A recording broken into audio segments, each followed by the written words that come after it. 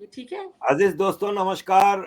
Programme में स्वागत है। आप दूसरी तरफ जो देख रहे हैं वो शाजिया इल्मी जी हैं। नमस्कार Shazia ji, welcome to the show. Shazia ji, आप इस वक्त ज़ाहिर बीजेपी की स्पोक्स पर्सन है, आपको मुख्तलिफ टीवी प्रोग्राम्स में जाना होता है, तो हम जल्दी जल्दी आपसे हालत जान लेते हैं। हैदराबाद के इलेक्शन चल रहे हैं और क्या सिचुएशन देख रही हैं आप ग्राउंड पे, मेन अवैसी साहब की सीट और जनरली पूरे हैदराबाद की? सबसे पहले तो बहुत बहुत शुक्रिया आरिफ भाई साहब हमें बुलाने के लिए, और आप बहुत ही अजीज हैं, हमारे भाई हैं। हम लोग सब आपको बहुत चाहते हैं। आपसे मुलाकात मेरी लंदन में हुई थी बहुत कम देर के लिए, लेकिन इस बार आपको, अगली बार जब आएंगे, इस बार आपने हमसे मुलाकात नहीं की, आप बहुत मसरूफ थे। अगली बार आप जरूर कुछ और वक्त गुजारिएगा, फिर जी, आपको और तफसील से हम लोग और बातचीत करेंगे। धन्यवाद। देखिए, हैदराबाद से होकर हम आए आरिफ भाई, और हम बताते हैं आपको कि क्या शानदार लड़ाई वहां पे देखने को मिल रही है। मतलब माधवी जी कमाल की हैं। सबसे पहले तो मैं बता दूं कि जो एक फेक वो जो वीडियो था कि वो तीर कमान लेकर कोई निशाना कर रही है, वो गलत था। वो बात बीचों बीच वीडियो के उन्होंने किसी ने डाल दिया था।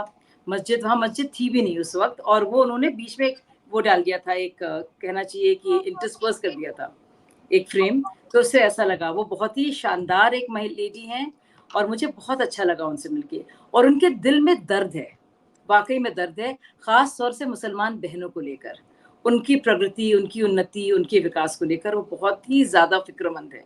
तो मुझे एक बहुत ही अच्छा लगा उनसे मिलकर। मुझे लगा ये मेरी बहन है। मैं भी, आरिफ भाई आप जानते हैं, इन सब टॉपिक्स पर बहुत बोलती हूँ। जाहिर, जिन घरों से हम लोग आए हैं, कहीं ना कहीं उसका बहुत असर पड़ता है, और हम लोग हमेशा चाहते हैं कि चीजें बेहतर हो।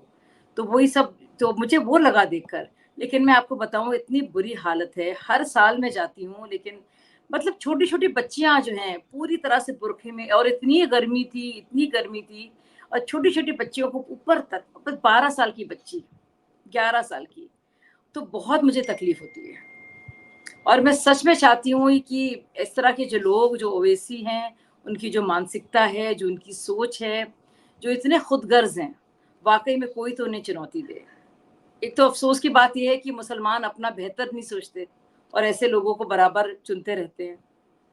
काश थोड़ी सद्बुद्धि होती, मैं तो यही कहूंगी।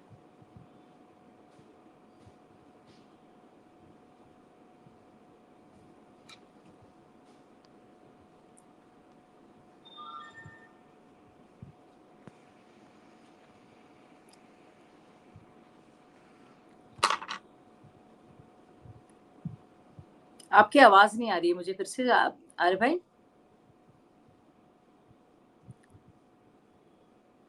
आरिफ भाई की आवाज क्यों नहीं आ रही है? अभी तो आ रही थी।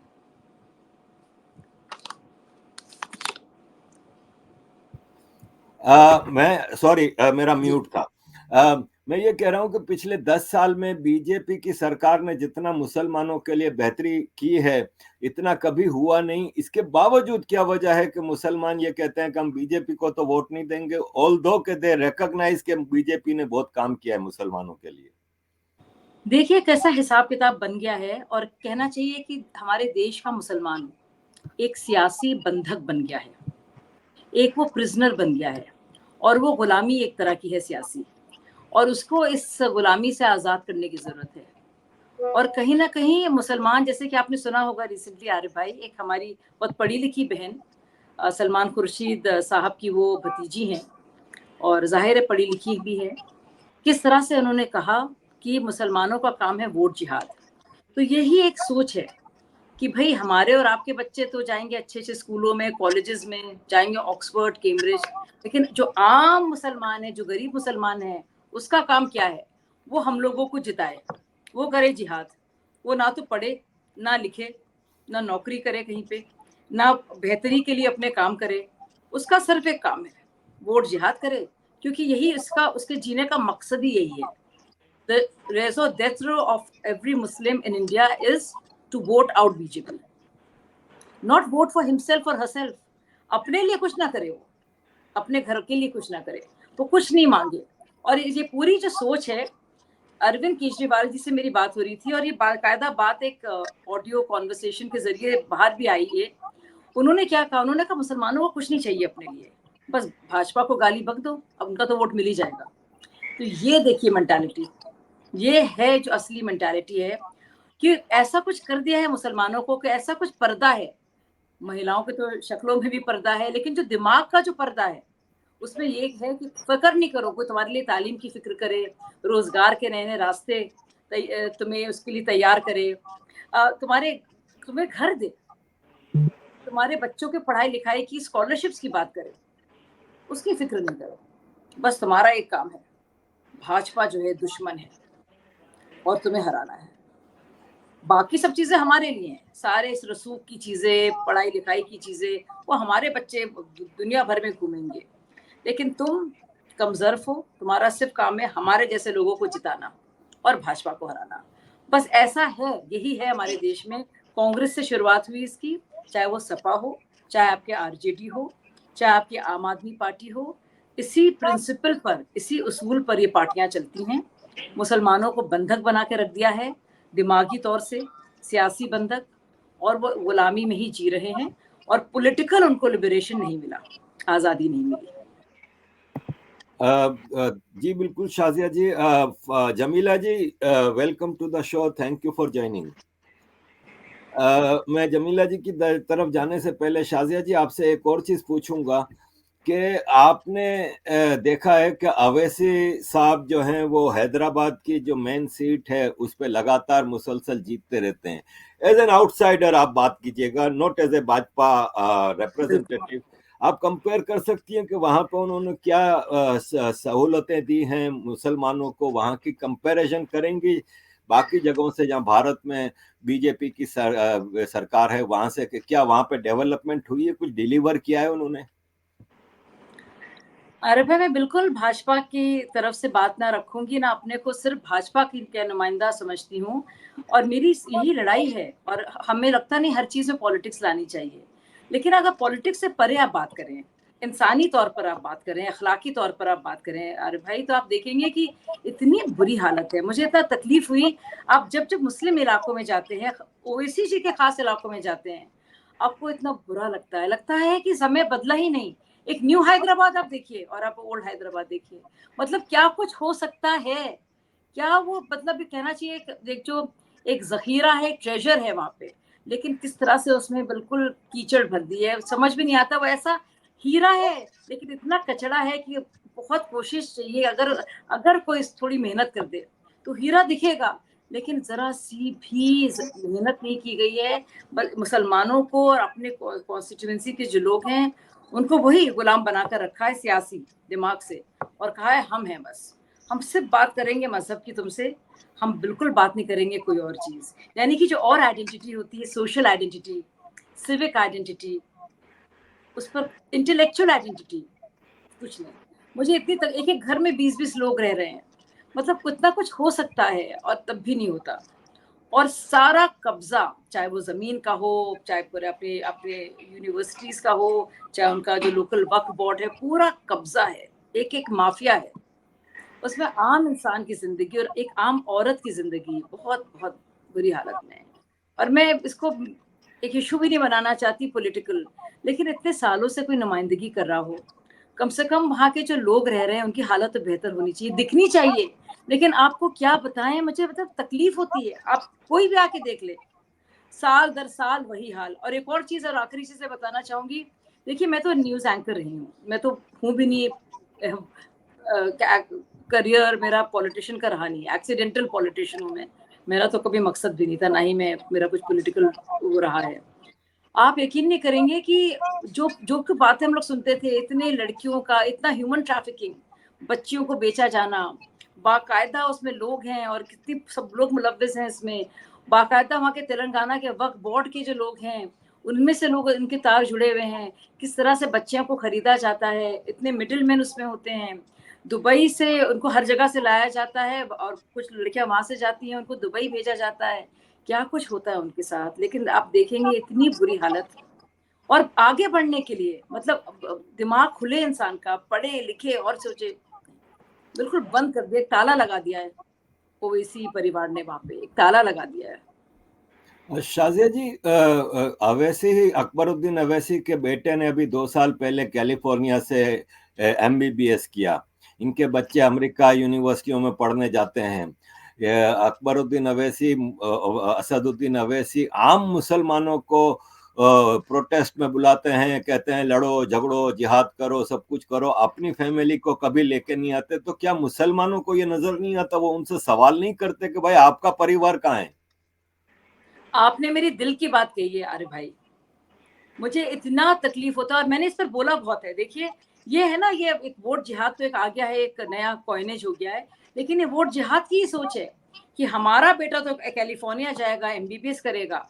जो और मुसलमान हैं जो मेरी तरफ देखते हैं, मैं जिनकी रहनुमाई करता हूँ, उनके बच्चे तो पत्थर फेंकने के काम में आएंगे, जिहाद करने के काम में आएंगे।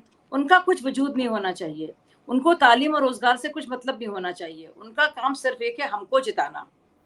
हम तो रहनुमा बने रहेंगे। वो चाहते नहीं है कि खुद मुख्तार हो बाकी कोई मुसलमान। और ये ऐसी खराब सोच है और मुझे इतना तकलीफ होती है इस सोच से। और सोचिए ऐसे लोग हैं यहाँ पे, जो आपने पॉपुलेशन पर अभी डेटा देखा होगा नया, तो अब ऐसे लोग हैं जो कहते हैं कि अच्छा, अगर क्योंकि अगर पॉपुलेशन बढ़ेगी मुसलमानों की तो उनकी तो वोट बैंक बढ़ रहा है। वो ये नहीं देख रहे कि मुसलमानों के लिए इससे कितना नुकसान है।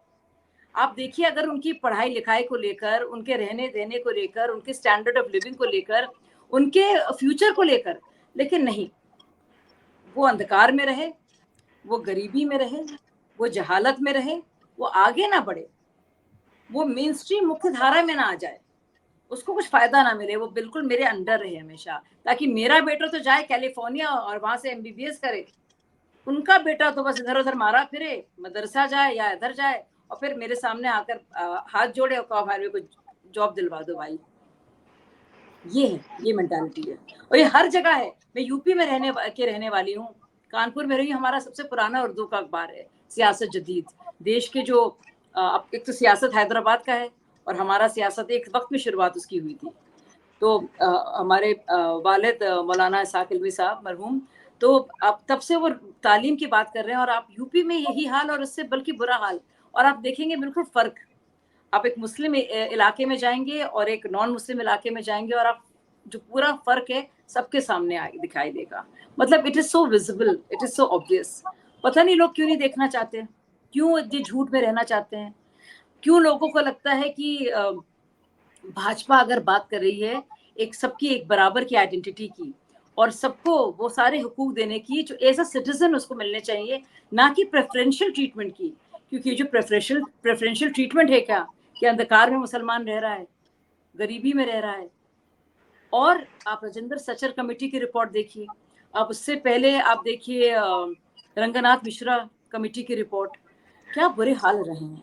तो पता नहीं जो पार्टियां अपने को सेक्युलर कहती हैं और मुस्लिम परस्त कहती हैं, उन्होंने क्या हाल कर रखा है मुसलमानों का। मतलब बहुत ही शर्म आती है कहते हुए, और बहुत गुस्सा भी आता है। शाजिया जी, मैं जरा जमीला जी से एक सवाल करूंगा।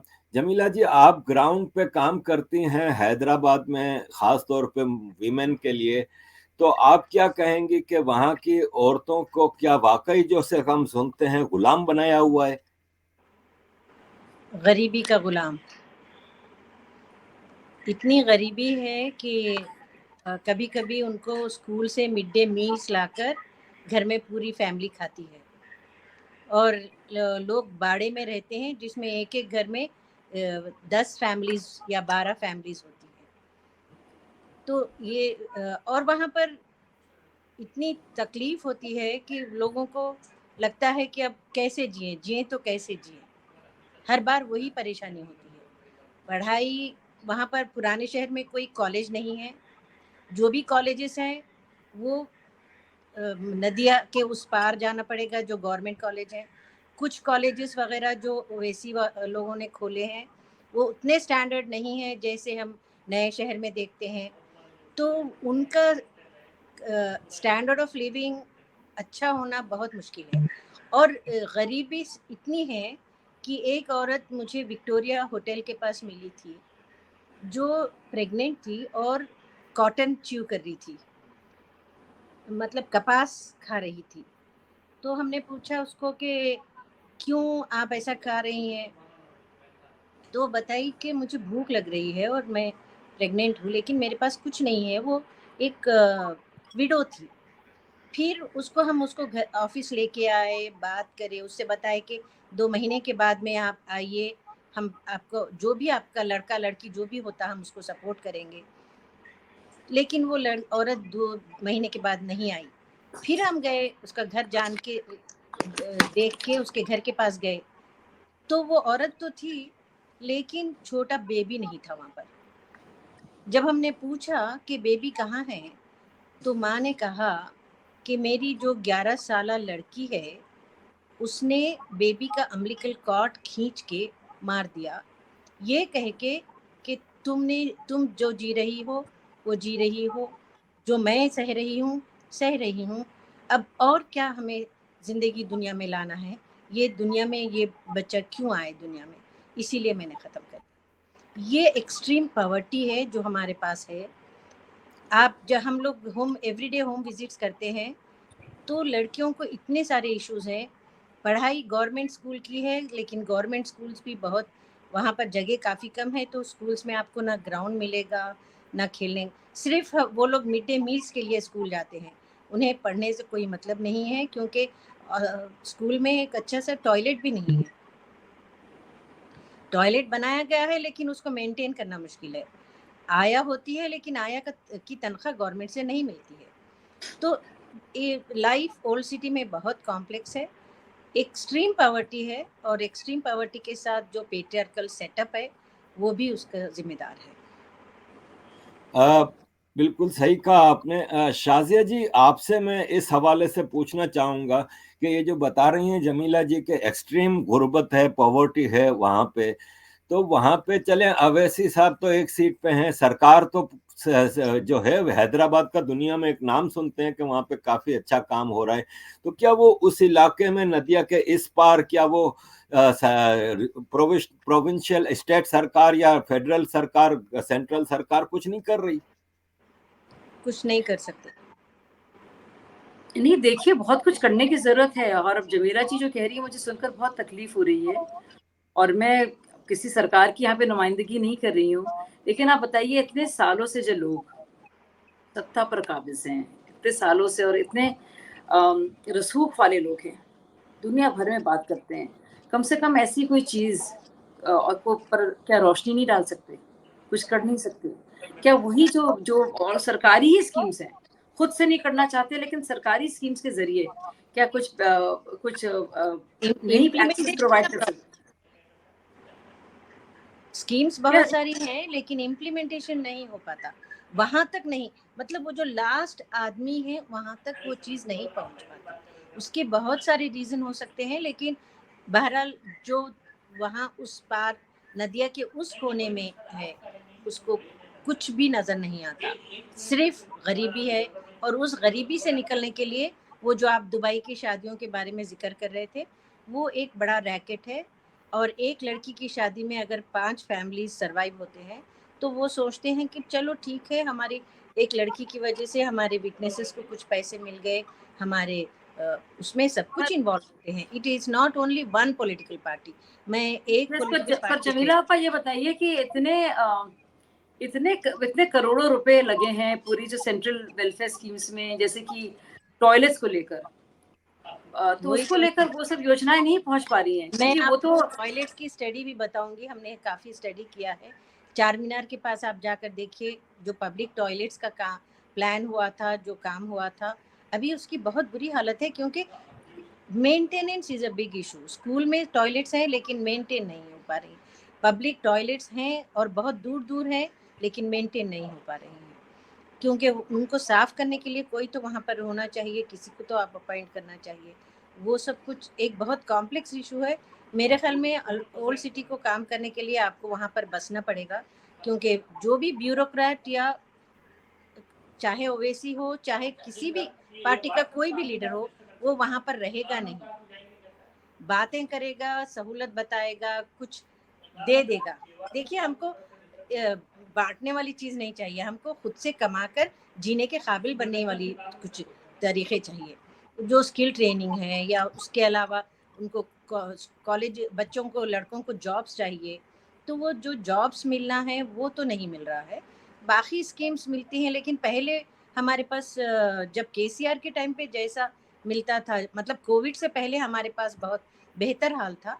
कोविड के बाद तो हमारा बहुत बुरा हाल हो गया। शाजिया जी, मुझे पता है कि आपको जाना है दूसरी जगह पे भी, तो मैं एक सवाल आपसे आखिरी एक कर लेता हूं, फिर मैं जमीला जी से डिस्कस करूंगा। जी, शुक्रिया। शाजिया जी, चले हैदराबाद से निकलते हैं। इलेक्शन तो पूरे भारत में चल रहे हैं और आप बीजेपी को रिप्रेजेंट कर रही हैं। जी। अब की बार 400, क्या ख्याल है? देखिए, लोगों को अगर इंतखाब करना है और चूज करना है मोदी जी में और किसी और में, तो एक तरफ तो देखते हैं मोदी जी को, दूसरी तरफ उनको कुछ दिखाई नहीं देता। बहुत सारे चेहरे दिखाई देते हैं जो बहुत धूमिल हैं।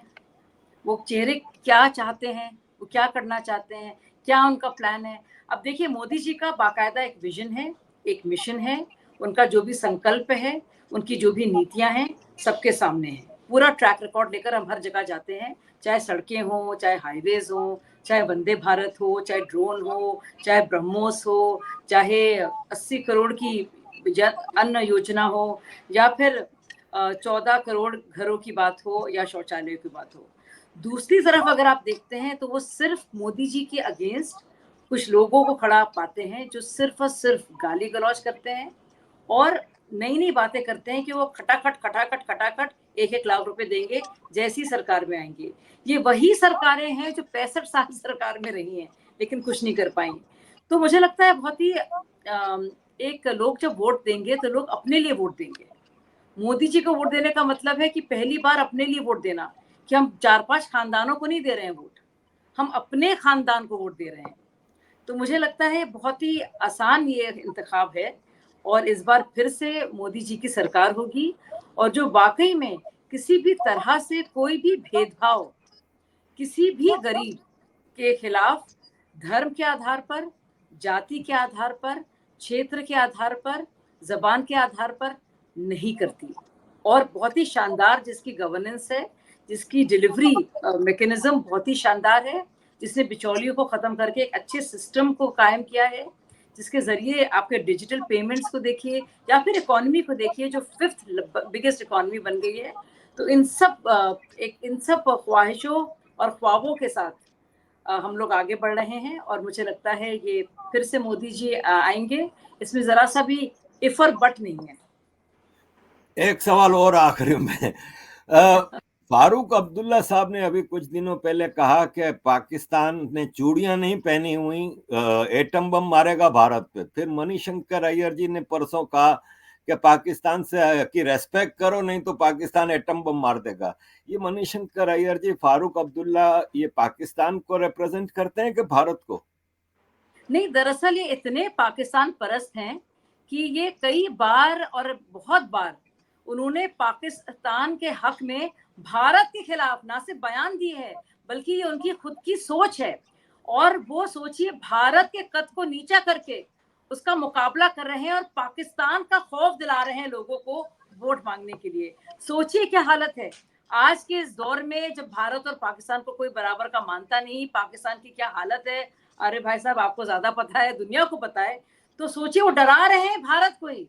भारत की जो सैन्य शक्ति है, भारत की जो आर्म फोर्सेस हैं, भारत की जो हुकूमत है, उसको एक तरह से डराने की कोशिश कर रहे हैं और कह रहे हैं देखिए आपको जरा फिक्र होनी चाहिए, इनके पास उनका क्या बम है, हमारा क्या है, सब जानते हैं। और हमारा बम, जैसे प्रधानमंत्री जी ने कहा है ना, कि दिवाली के लिए नहीं बचा के रखे हमने, फुलझड़ियों के लिए। Shazia ji, thank you very much. I know कि आपको जाना है, तो आपको फिर कभी हम जहमत देंगे अगले फेज के लिए। All the best wishes for your campaign and for BJP. Thank you so much, thank you so much Arif भाई, शुक्रिया। जमीला जी, आपसे अब थोड़ी बातचीत वापस हैदराबाद की तरफ हो जाए।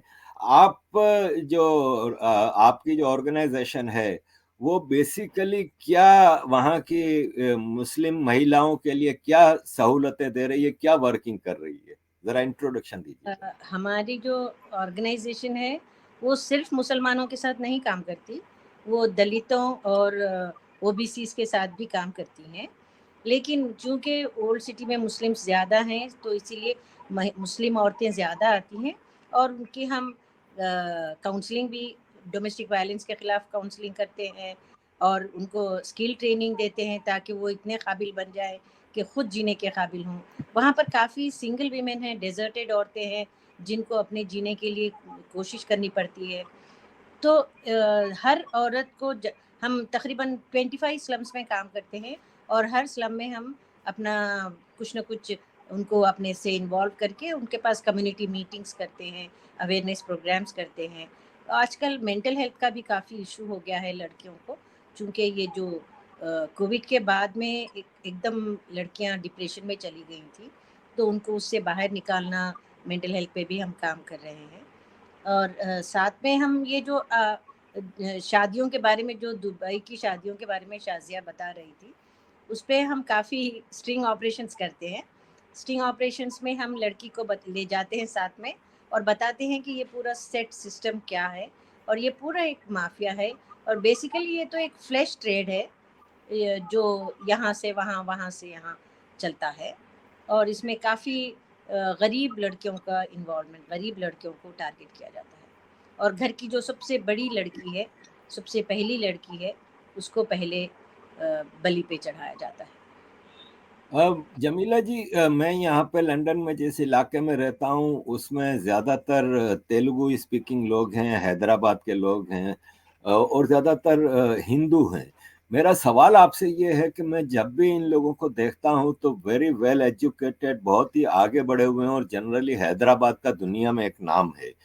और किस तरह हैदराबाद में एजुकेशन और आईटी डेवलपमेंट ये सब, तो क्या ऐसा तरीका किया जाए कि मुस्लिम लोग भी, लड़के और लड़कियां दोनों भी, उसको, उस आबादी के जो मेजोरिटी आबादी है पूरे हैदराबाद की बात कर रहा हूँ, तेलंगाना की बात कर रहा हूँ, क्या ऐसा काम किया जाए कि मुस्लिम भी उनके बराबर आ सके? कब तक ये इस तरह नीचे रहेंगे?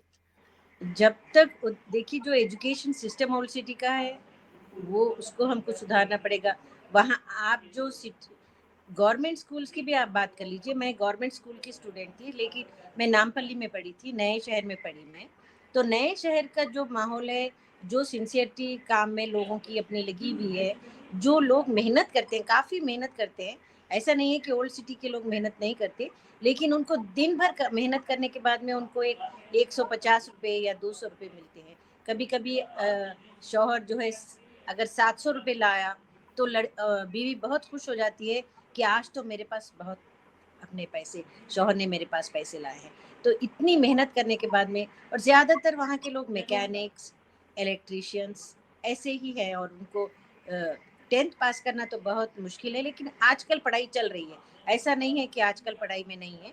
बहुत सारी लड़कियां हमारी ग्रेजुएशन में भी गई हैं, हमारी लड़कियां अपोलो हॉस्पिटल में भी नर्सिंग का काम कर रही हैं, हमारी लड़कियां मतलब जो अमान नगर, शाहीन नगर, थोड़े एरियाज में जो लड़कियों को जुस्तजू है बाहर आना, पढ़ना, लिखना, आगे बढ़ना, वो जुस्तजू बाकी है और मुझे यकीन है कि अगर कंसंट्रेशन किया जाए, ख़ास तौर पे गवर्नमेंट की फैसिलिटीज़ प्रोवाइड किए जाएँ, तो ज़रूर वो लोग आगे बढ़ सकते हैं। देखिए पुराने शहर में सिर्फ चार मीनार के पास आपको वो है, बस स्टैंड है। अदर गलियों में बसेस नहीं आ सकती, तो लड़कियों को यहाँ से जाने की, मोबिलिटी की भी बहुत बड़ा इशू है। अब कुछ कोशिश कर रहे हैं मेट्रो वगैरह डालने की, तो होप के वो लोग आगे बढ़ के सीखें, लेकिन वो दूर तक जाना भी नहीं चाहती क्योंकि उनको नए, आप हाईटेक सिटी तो उनके लिए एक ख्वाब है, समझिए, एक ड्रीम है। हाईटेक सिटी आप जो लंदन बता रहे हैं या दूर दूर जगह जाने का, ये सब मिडिल क्लास के लोग हैं, तेलुगु जानने वाले, उर्दू जानने वाले भी काफ़ी लोग हैं। ऐसा नहीं कहूँगी कि मैं मुस्लिम लोग बाहर नहीं गए हैं, काफ़ी लोग मुस्लिम लंदन में हैं, अमेरिका में हैं और कनाडा में हैं, लेकिन ये सब कुछ नए शहर के लोग हैं। पुराने शहर के लोगों को मोबिलिटी एक बहुत बड़ा इशू है। तो जब तक ब्यूरोक्रेट्स या हमारे ऑफिशियल्स, गवर्नमेंट ऑफिशियल्स पुराने शहर जाकर काम न करें, वो मुश्किल हो जाता है। जमीला जी, आखिरी सवाल की तरफ आते हैं। मैं कराची में पैदा हुआ पला बड़ा, और कराची के पास एक शहर है हैदराबाद। तो अभी मुझे किसी ने एक वीडियो भेजी हैदराबाद की, लेकिन ये नहीं लिखा कि इंडिया का है कि पाकिस्तान का। और मैंने जब वो वीडियो देखी, बड़े बड़े मोटरवेज, कॉजवेज, हाईवेज, बड़ी बड़ी बिल्डिंगें, बड़ा खूबसूरत। How would you compare Hyderabad Pakistan with Hyderabad India? क्योंकि मैं तो हैरान रह गया, मैंने कहा कहाँ हैदराबाद भारत का हैदराबाद और कहाँ पाकिस्तान का हैदराबाद, जहाँ पे सारी सड़कें टूटी फूटी हैं, वहां पे कुछ भी नहीं है। हालांकि हमारा पाकिस्तान का हैदराबाद भी हिस्टोरिकल सिटी है, लेकिन कोई डेवलपमेंट वर्क नहीं है। How would you compare? नहीं है, आप पाकिस्तान तो मैं कभी गई नहीं हूँ, लेकिन जो हैदराबाद तेलंगाना में है, उसके दो अलग अलग रूप हैं समझिए। एक तरफ आप जो बड़ी बड़ी सड़कें हैं, जबरदस्त रोड, पहाड़ों को काट कर, चट्टानों को काट कर सड़कें बनाई गई हैं। हमारा एयरपोर्ट बहुत खूबसूरत है। एक पूरी अच्छी खूबसूरत दुनिया है। कभी कभी लोग सोचते हैं कि अरे ये हम यूएस में तो नहीं आ गए, आप अगर यहाँ पर के और सिर्फ आपको कार्स नजर आएंगे वहाँ पर, बहुत कम आपको ऑटो या स्कूटर्स या साइकिल तो कोई चलाता ही नहीं है। लेकिन ओल्ड सिटी में अगर आप जाएंगे तो आपको ज़्यादातर ऑटो ड्राइविंग के लोग, और वहाँ के प्रोफेशन भी ऑटो ड्राइवर्स ही होते हैं, और वो गलियाँ भी इतनी छोटी छोटी हैं कि उनको ठीक करना, वहाँ पर तक आपकी पुलिस की वैन भी नहीं जा सकती। केसीआर ने काफ़ी पुलिस को इम्पोर्टेंस देकर उनको काफ़ी हेल्प किया। हमारे पास सीसी कैमराज लगाए। केसीआर ने काफ़ी काम किया है पुराने शहर के लिए, लेकिन गरीबी तो वैसी ही है ना। जो इंसान गरीब है उसको सड़कों से क्या मतलब। उसको कमाने के लिए पैसा चाहिए, और कमाने के लिए वो मेहनत करने तैयार है, लेकिन उसको जरिया नहीं मिलता। नहीं, सही कहा आपने। और जाहिर है बदकिस्मती है हैदराबाद के उन इलाकों की जो कि अंडर डेवलप्ड हैं, कि वहाँ की नुमाइंदगी ऐसे लोग करते हैं जो आम आदमियों की डेवलपमेंट पे नहीं सोचते। वो चाहते हैं कि वो डाउन ट्राउडन रहें, वो दबे हुए रहें, ताकि उनका वोट बैंक कायम रहे। Jamila ji, thank you very much for joining, and wish you all the best and success in your work. Thank you, ma'am.